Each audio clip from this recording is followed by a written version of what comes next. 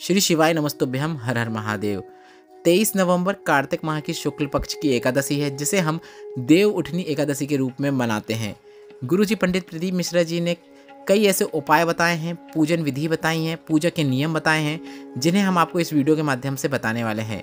साथ ही हम आपको देव उठनी एकादशी का पूजन का मुहूर्त और एकादशी की तिथि कब से शुरू हो रही है, कब पूर्ण हो रही है, सभी की जानकारी आपको इस वीडियो के माध्यम से देने वाले हैं। साथ ही गुरुजी के बताए 5 विशेष उपायों की जानकारी भी आपको इस वीडियो के माध्यम से प्राप्त होने वाली है।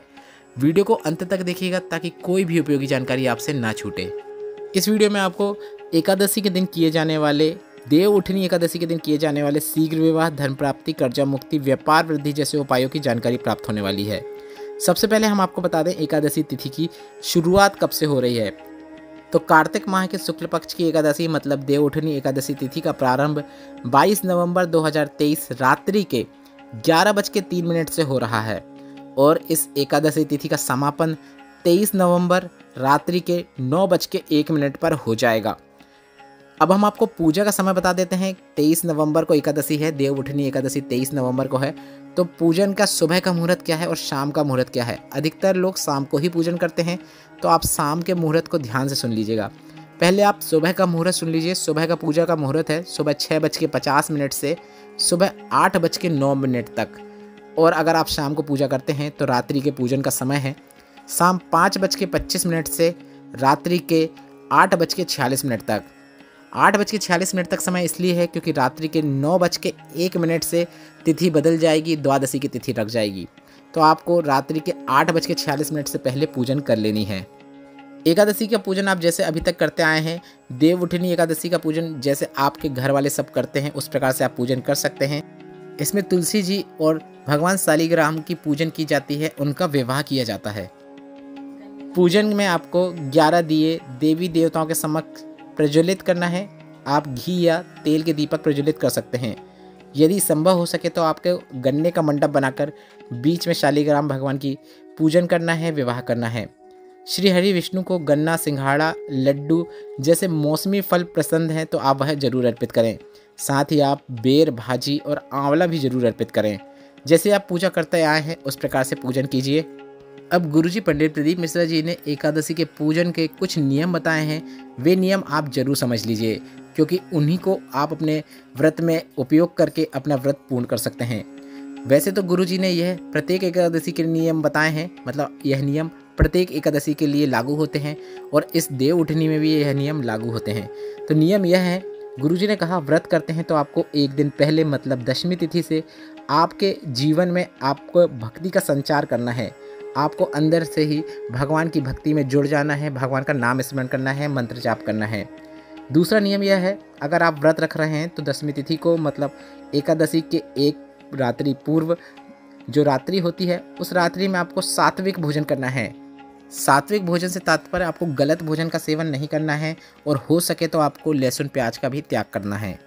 तीसरा नियम आपको यह ध्यान रखना है, आपको किसी भी वृक्ष पौधे की पत्तियां नहीं तोड़ना चाहिए। कोई से भी वृक्ष या कोई से भी पौधे की पत्तियां बिल्कुल भी ना तोड़ें।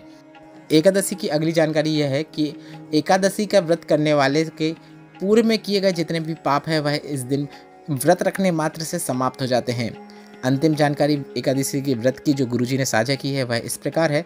गुरुजी ने कहा आपके पहले के जितने भी पाप समाप्त हो रहे हैं उसकी प्रसन्नता आपके चेहरे में होना चाहिए। एक दिन पहले से ही चेहरे में प्रसन्नता रखिए कि मैं यह व्रत कर रहा हूँ या कर रही हूँ और मेरे जीवन में मैंने पहले जितने भी पाप किए हैं, पिछले जन्म के जितने भी पाप हैं, जाने अनजाने में हुए पाप, वह सब समाप्त होने वाले हैं। अब बढ़ते हैं वे उपायों की ओर जो कि गुरुजी पंडित प्रदीप मिश्रा जी ने देव उठनी एकादशी की तिथि के दिन करने को कहा है। सबसे अच्छा उपाय जो कि कर्जा मुक्ति, धन प्राप्ति, व्यापार वृद्धि वाला उपाय है। अगर आपका व्यापार उतार चढ़ाव है, व्यापार में आपको हानि देखने को मिल रही है, कोई भी व्यापार आप कर रहे हैं वह हानि में ही जा रहा है, आपको लाभ नहीं हो रहा है, तो यह विशेष उपाय आपको एकादशी की रात्रि में जरूर करना है। आप जब तुलसी माता, शालिग्राम भगवान का पूजन अर्चन करेंगे तो उस पूजन अर्चन करने के पहले जब आप तुलसी माता को स्थापित करते हैं, विराजमान करते हैं, तो उससे पहले आपको एक सिक्का तुलसी माता के गमले के नीचे रख देना है। गमले के नीचे आप वह सिक्का रखें। इसके बाद आप जैसे पूजन करते आए हैं वैसे पूजन अर्चन कीजिए। इसके बाद अगली सुबह जब आप ब्रह्म मुहूर्त में उठ के पूजन की सामग्री उठाते हैं, तुलसी शालिग्राम को उठाते हैं, तो वह सिक्का आपको अपने पल्लू में डाल लेना है। और इसके बाद उस सिक्के को आपको एक हल्दी की कटोरी में, मतलब एक कटोरी में आपको हल्दी रख लेना है, पिसी हुई हल्दी रखना है, और उसमें आपको वह सिक्का डाल के अपने उस दुकान में, व्यवसाय के स्थान में रख देना है। गुरुजी ने कहा आप इस वर्ष रखिए, अगले वर्ष तक आप देखना आपको क्या प्राप्त हुआ है। व्यापार उन्नति ही करता चला जाएगा, लक्ष्मी खिंची चली आती हैं। यह विशेष उपाय आप इस देवउठनी एकादशी के दिन जरूर कीजिएगा। बढ़ते हैं देवउठनी एकादशी के दिन किए जाने वाले अगले विशेष उपाय की ओर। अगला उपाय गुरुजी ने संतान प्राप्ति के लिए बताया है। बच्चा पूर्ण नहीं हो पा रहा है, बार बार अबॉर्शन हो रहा है, कुछ महीने गर्भ रुक के वापस अबॉर्शन हो जाता है। ऐसे में गुरुजी ने इस विशेष उपाय को देवउठनी एकादशी के दिन करने को कहा है।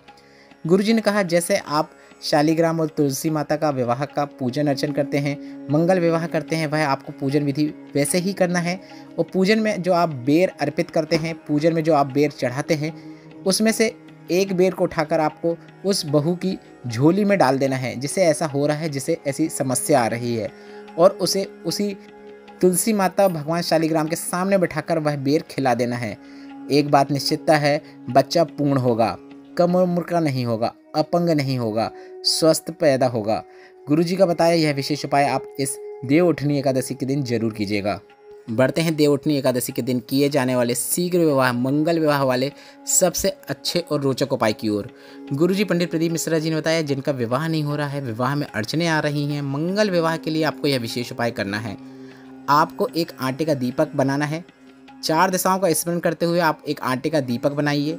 इस दीपक में आपको 4 बाती का उपयोग करना है। 4 बाती का दीपक है तो इसमें आपको 4 बाती अलग अलग बनाना है। इसके बाद आप 4 बाती बनाने के बाद इसे आप घी से भर लें। इसके बाद आपको इस दीपक में पीले चावल डाल देना है। पीले चावल मतलब वे चावल जो हल्दी से आपने पीले किए हुए हैं, वे चावल डाल देना है। अब यह दीपक आपको उस लड़का या लड़की के जिनका विवाह नहीं हो रहा है, विवाह में अड़चने आ रही हैं, उनके हाथ में दे देना है। इसके बाद उनसे यह दीपक प्रज्वलित करवा दें। दीपक आप उन्हें वहीं पे प्रज्वलित करवाएं जहाँ पे आपने तुलसी जी और शालिग्राम की पूजा की है।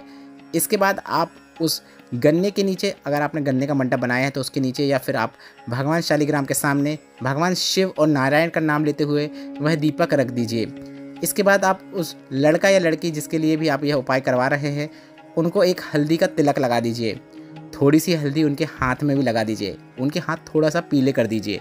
गुरुजी ने कहा मात्र इतना कर देने से 2 से 3 माह में विवाह हो जाता है।